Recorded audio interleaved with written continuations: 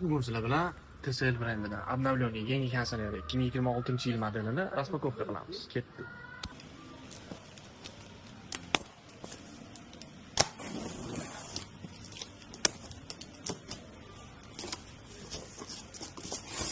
Hop, komplektidan pulti chiqadi, shnuri chiqadi.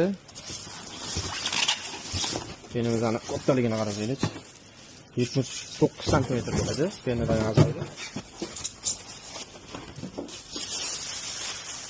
Modelimizga dizayniga baho bersanglar bo'ladi. Bu pastki qismi.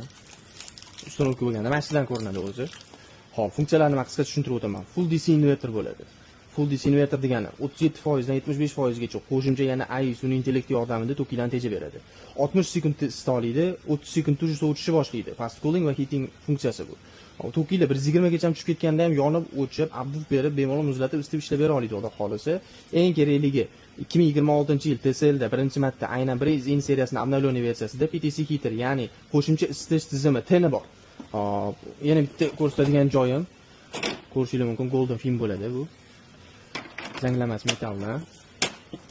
Pulti, hop, simi, trubkasi agregat ichida bo'ladi va garantiyali talonlargacha chiqadi. TCL bu konseynerga garantiyasi 3 yil. Hop, ko'rishingiz mumkin. O'zbekiston bo'ylab aloqaga chiqsanglar, любой joydan xarid qilsa bo'ladi.